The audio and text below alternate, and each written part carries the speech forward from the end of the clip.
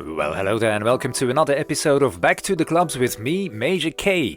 I'm a DJ, producer, and record label boss, and in this series, I'm talking to other DJs about their club experiences.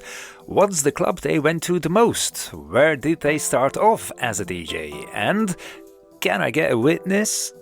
Those are but a few of the questions I'm asking every week, and the answers are often surprising. In previous episodes, we had Mason, DJ Licious, Vanilla Ace, and Insolate, amongst others, as a guest. Today, it's a special edition, as I wasn't able to secure a guest for this episode. But in almost each interview I did, there were bits that didn't make the show. Those bits get a place in this episode. But first, be sure to subscribe to Back to the Clubs in your podcast app. Give the show a raving rating too, it helps more people find the podcast. Thanks in advance. Check out our Patreon page, patreon.com/officialmajork. Get bonus content by subscribing and supporting, like 4 tracks for instance, every month from my label Flash Forward Presents. Do check my 2 weekly mix podcast, Flash Forward Presents with Major K, in your podcast app as well, and support Ukraine by buying merchandise in my online store, flashinghotshop.com. Insolate, one of our interviewees, has joined us there with merch from her label and party concept. And now, this episode. You'll hear extra great views by Mason, Robert Abigail, J Frog, Insolate, Keizer Jelle, DJ Licious, Jaydee, Lucky Jesus, Vanilla Ace, and starting with AM.I. Enjoy the show. Here we go. Back to the Clubs with Major K.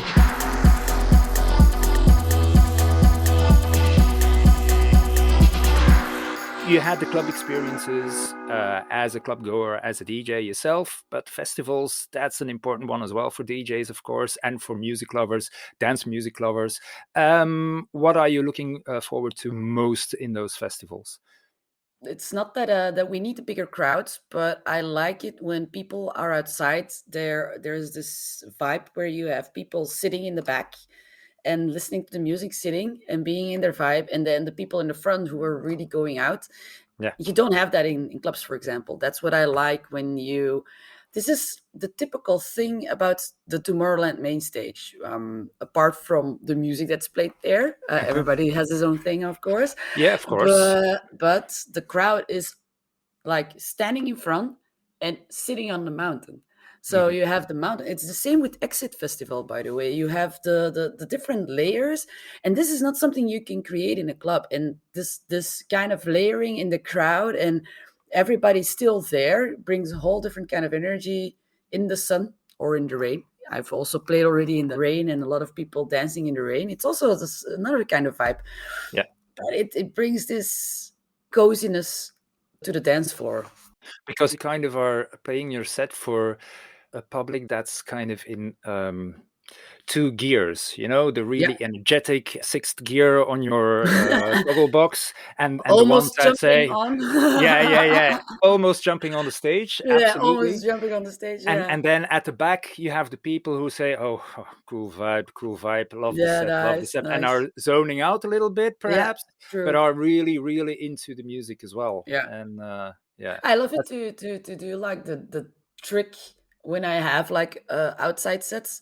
For me, the trick as a DJ, and I love it, it's like doing a Harry Potter kind of thing, is like getting the people off their asses and make them come and enjoy the music as well. There's nothing more that I like. I do like the people that like techno, of course, it's amazing. But there's nothing cooler as a DJ to bring people to a dance floor that never heard techno, or there are like techno not for me, and to bring them to your dance floor and let them experience what other people experience. I think that's one of the best things that can happen. Well, it really is. Yeah. That's a real good answer. Yeah, I love that one. Yeah. Yeah, I know. I love it. Those people, they come afterwards. I've went there because I played for a local event organizer, Thé Dansant. They have these cool... These ones are my favorites, for example. Good locations, great locations as well. Yeah, amazing locations. And they always have a theme that people need to dress up like. Like they had the Mad Max thing. They had the Game of Thrones thing in an old abandoned church outside of it. It was amazing thing. And I've played there now twice for them. I hope to play them for again, of course, in the summer. But they have this crowd that's so mixed up that people after the set came to me already, and they went into, when I went into the crowd afterwards, they addressed me and they were like, "Wow, man, I've never heard techno like this before. It's new, it's fresh." Cool. And oh, that's so nice to hear. It means that you've brought people together in a different kind of way. It's amazing. That's That's the the essence. thing. That's the thing. Yeah, it is. Am I on a mission? Touring DJs end up in some weird situations some of the time, as Vanilla Ace knows firsthand. You had a really special experience as a DJ when you were in Azerbaijan, I believe. Yes. What was that experience? So basically, I was booked to DJ this kind of like fashion event in this club, which the princess of Azerbaijan was at. She's also an aspiring singer, and I think she'd released an album just in Azerbaijan for the country. So Azerbaijan is very far away from London. It's like I think it's like a 12-hour, 9-hour flight. So me and this guy Patrick, who got me the gig, he comes with me. We get to Azerbaijan, and when you land in Azerbaijan, for some reason they want to know how much money you're coming into the country with. So how much money you have on you as you go in. I'd come via Dubai, and I'd had some money in my wallet, and I had some money in my left pocket, which I forgot about. So I told them how much money I had in my wallet, I forgot about the money that I'd been paid in cash from this gig in Dubai. So fast forward, I do the gig. It's literally like one of those 24-hour gigs, in and out. Do the gig, back into the airport. Azerbaijan airport, it's like something out of a horror movie where there's no like real security gate. It's kind of like a massive scrum, and you're kind of like everyone's kind of going through. But as you go through the security and they check your bag, they kind of pull you into these side rooms to question you about where you're going and the money you have on you. Like to check the little piece of paper that says how much money you got. Yeah. So I get pulled into this side room and they go and they're like, empty your pockets. So I'm like, oh, and I'm like, wow, this is crazy. So I have to empty my pockets. Patrick's with me. He's okay. He's got the same money that he came in with. I empty my pockets, and they're like, "Oh, what's this extra money you got?" So they think I've earned money in Azerbaijan. Well, technically I have, but it's obviously been paid to an account. So they're like, "Why is the money you have different to what you got on a piece of paper?" And I'm like trying to explain to them. I said, "Look, guys, I didn't. I came by Dubai. I was in a rush coming through because there's a massive queue behind me, whatever." And then they're really trying to grill me, and I'm like, these guys they're going to try and take this money. I know it. Luckily, I got the CD of the princess in my bag that she signed to me from the gig. I say, look, guys, I've been here DJing for your princess.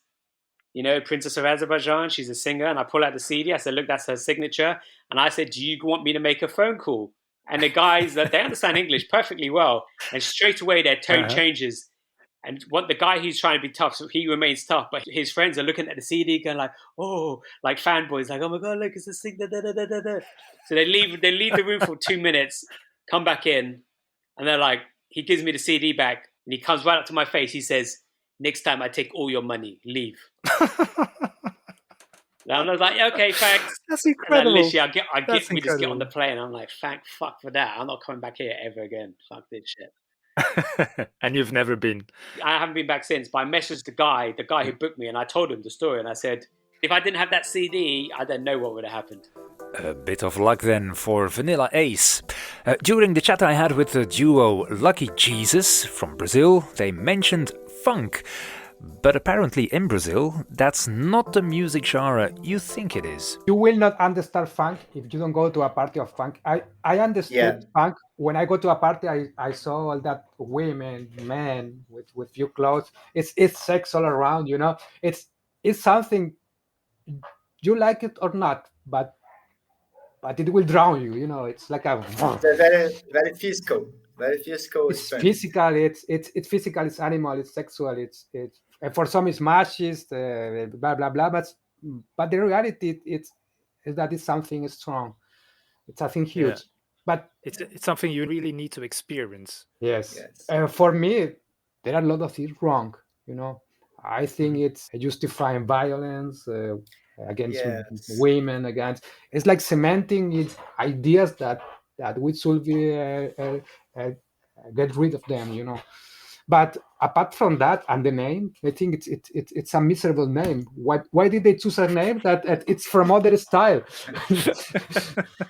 I don't know. Why I don't know. couldn't they I don't invent know. a name for that? Something else. Yeah. If you Yeah. Well. if you not understand Portuguese, I think you're gonna like the sound. Okay. If Well, you like, let's go for the. if you understand the Portuguese like Jesus, you can experience Yeah.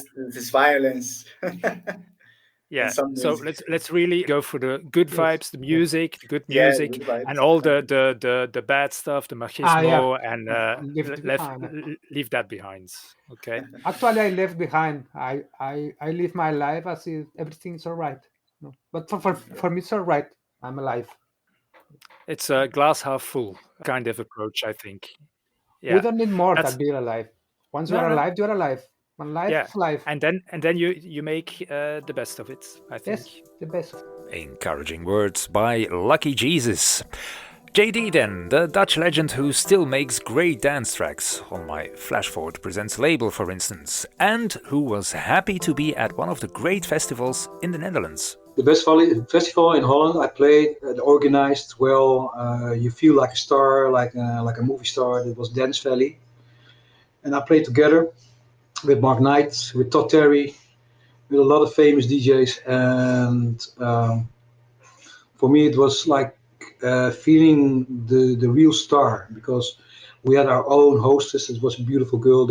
Every DJ had his own hostess that took care of everything: drinks, food, transport. We was transported by a car to the main stage.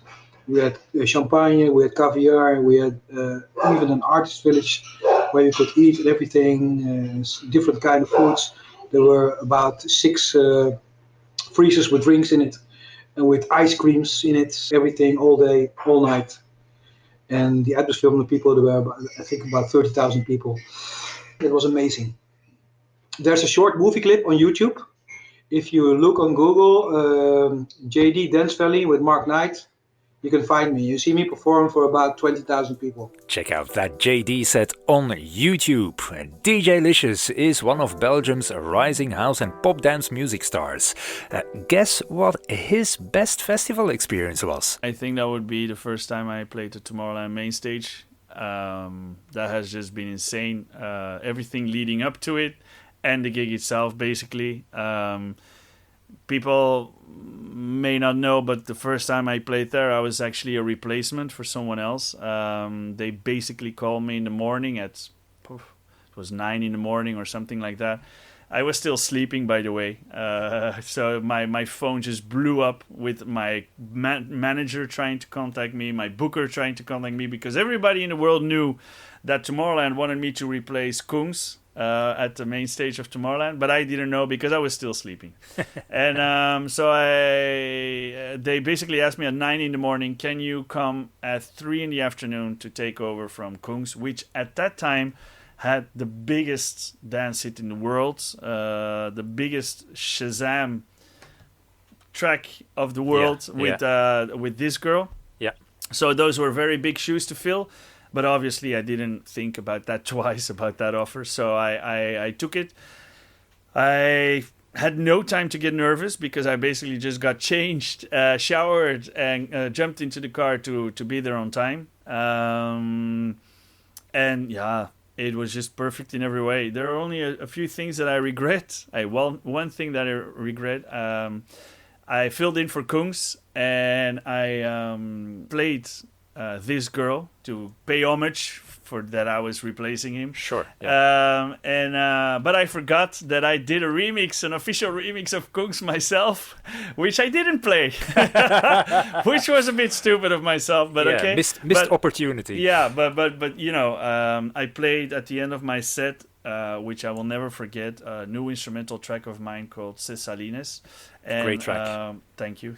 And I do know that Avicii heard that, and he did his own bootleg of that track on his Apple Music radio shows at the time. Yeah. And then after that, he asked me to remix his comeback single with Rita Ora, which was an absolute honor. And I could never have imagined that a guy like that would actually compliment me on my productions. I mean, that was just insane. So yeah, that was a very special gig, and a special look because, and I am almost forgetting him. How could I?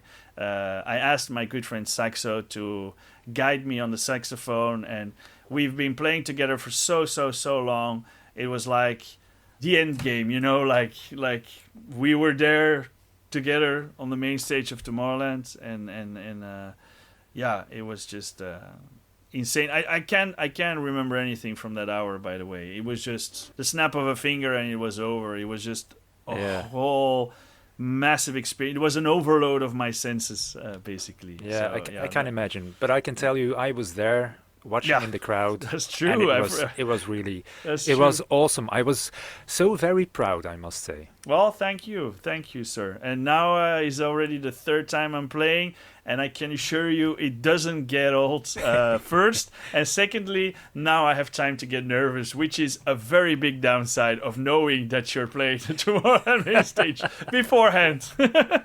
I can so imagine. And I would love to as well. That's for sure. The Dutch tech house DJ and producer Keizer Jelle turned the tables on me. During our chat, he suddenly asked how I weathered COVID and what that means for the future. What's gonna change the first coming weeks? When we talked in 2 years ago, I don't know if I was at that moment that I was quitting my day job already. Don't know if that was the case, but I did so at the end of 2019. Perfect just timing. Exactly. So that wasn't so good. But on the other hand, it made sure that even if I couldn't, I was really going to try and get more gigs, get out there, get myself be known as a DJ and with my producing stuff and whatever. That didn't happen because clubs closed down and so on. But I did manage to build my record label somewhat more, and you learn from your mistakes, you know. The record label was there a couple of years before that I quit my job. Now it's like we have a new release every week, and I have an international roster of artists from the United States, from Turkey, from France, Switzerland, so all over the shop. And that's really interesting, and to get those vibes back, to try and help new artists to find a way into Beatport and iTunes and Spotify and whatever, and try to kind of establish what you want to do in a good way. So that's like the record label. I started an online shop for dance music merch. I do the parties now. Flashing Fridays is the next party that we're doing. What I was able to do is make a good basis to start off on as soon as things opened up again. And so, that's what I'm trying to do and build upon that. And now that the clubs are opening again, I'm reaching out saying, I'm here if you, even for an opening set or a closing set, I don't mind. I really want to play, get people before me on the dance floor, get to see other clubs, and that people get to know me. And it's a story of a build-up, you know. It's that's what I'm trying to do. I mean, we all lost like 2 years of hours as a DJ as well. So every set, every hour behind the decks is more than welcome at the moment. Absolutely, for us as well, to get back into the groove, literally. Back into the groove, hell yeah. A groove that at festivals contains in most cases well-known tracks, just because you often only have 1 hour to perform. But the Croatian techno DJ and producer Insolate isn't having any of it. It takes courage if you would be at a festival to really just do your own thing because people perhaps expect the hits or whatever.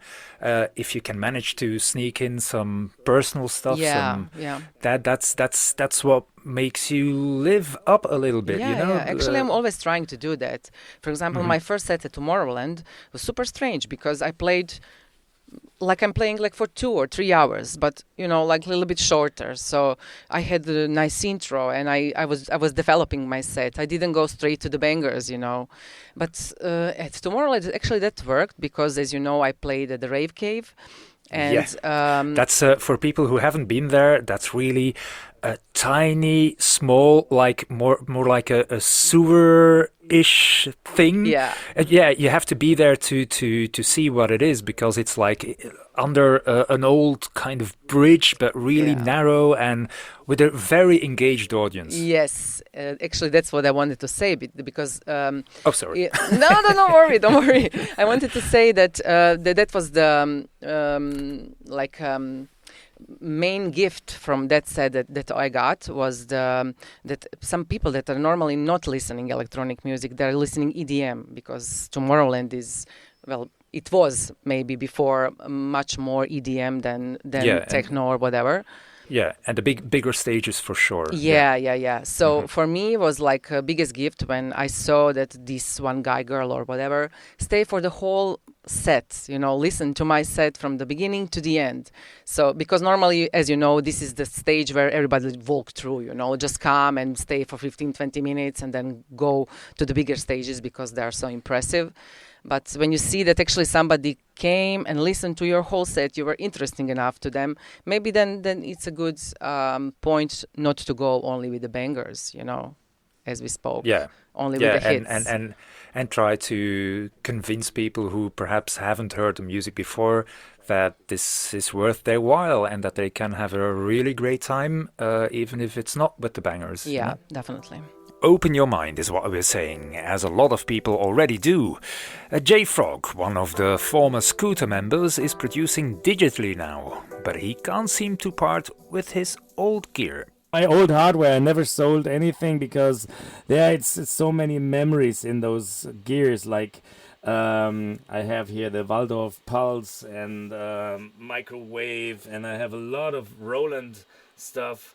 And the Supernova, so many cool, nice old synthesizers. And you still use them? Not really, because I'm a fan of the total recall function. So this means I can, if I have one project and there's something urgent from a record company coming in and they say, please, we need this remix very soon. So I can just start a new project, and when I've done this one, I can come back again a few days or weeks later, and I open up the old setup, and then everything is there. The time where I come from was I had this Metech Joker desk. Maybe you know that it was like a church of like a huge mixing console. Yeah. And I had this A4 sized paper sheets where I had every channel strip, and I just noted all the settings, like, oh, there you had this -2 decibels and so crazy times. Really a log of all the settings. Yeah. When the machines were still a physical thing and not a digital plug-in. Like vinyl is a physical thing as well. The Dutch DJ Robert Abigail started off as a DJ with 2 record players. I started with Technics because it was like a birthday gift from my parents when I was 12 years old. I got 2 SL1210s. Right. And I started DJing, learning on those Technics. Yeah, and thank God I still got my records, but I sold the Technics. It's tougher than with the digital stuff, right? Absolutely. But I think the base of DJing is best to learn on vinyl, because if you have like a DJ from my generation who started on vinyl, it's a piece of cake to play in a Pioneer. But if you got a new generation Pioneer DJ, it's pretty tricky to make the step to vinyl. Yeah, and you don't have the luxury of finding your tracks fast. Well, of course, you know what tracks you have on your vinyls, that's for sure. But you need to spin but it those takes more than wheels 10 seconds to turn around and look at the crate. Exactly. There's no markers. There's no cue points. There's no. You have to. It's all in here. You have to really, really, really, really know what you're doing at that moment. But know your crate, know your music. Yeah. So is that something that you think is an art that's lost a little bit on newer DJs? Because you mentioned, people that perhaps are starting off only do digital. But I don't think the art is lost, it's adapted. Because by now it's like 2022. DJing is still DJing. And if you either use a USB stick or a CD or a vinyl, or even the sync button or not, you still have to DJ and entertain the crowd. So it's still the art of DJing, but it's adapted to newer times, newer technologies. Yeah, and I guess it's the music that you choose as well, right? Absolutely, because record box and your USB stick and sync buttons don't choose the tracks. The DJ still has to choose the music, right? Or how Gorillaz track 19-2000 had it right all along. Producers have so many options when making tracks that their projects often have more than 10 channels. I try to keep it simple, but apparently Mason's approach is totally different. Yesterday I was in the studio with a young producer who's gonna release on my own label, and kind of helping him finish the track that he had made. And it was the first time that I saw the project in Ableton, and it was like 40 lines of music, and I thought, my God, how can you manage to know what line is what line, what instrument is this and that, because it's okay, but because if it sounds good, it doesn't matter how many lines you have in that song. But it's kind of, as a producer, I think it's really, you make it hard on yourself if you have so many layers. I won't mention how many I usually have, but it's usually 3 digits. Oh, really? Yeah, well, at least 100. Yeah. Oh, but it's also a way how I work. It's just like if I want to, for instance, one note and having a different effect on it, I just double the channel. Put that note in there and add a distortion, whatever. So it adds up. So sometimes like the snares can already be like 6 channels, and so. But Okay, so I'll let the guy know that he's really doing a great job. I think Mason does it as well. If you hear like one of these EDM guys sometimes, or trance guys, it can be even more. And if you're going to more the film music, the movie scores and those kind of things, that is fucking insane. I don't know if you've ever seen like these sort of Junkie XL, Hans Zimmer arrangements, but it's madness. It's like I saw like the Junkie XL one for Dark Knight, I think, one of those. Anyway, it was like 1,000 channels or something crazy. It's a challenge as well, knowing what you're doing. If you know what you're doing and you started the project yourself, I guess it's easier to find your way around, I think. Oh yeah, I think that's the thing. Have your own template so you can become quick at it.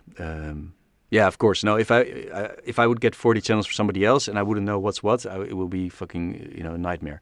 So it's very very important to know. I always have my same bus structure and know which auxiliary goes to where, and so those things are all kind of routed, and that kind of makes it quick for myself.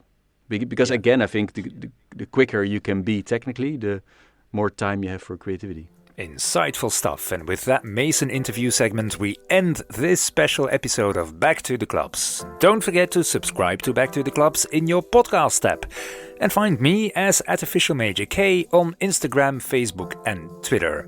Also, and even more important, go buy some dance music merchandise at flashingHotShop.com and support Ukraine.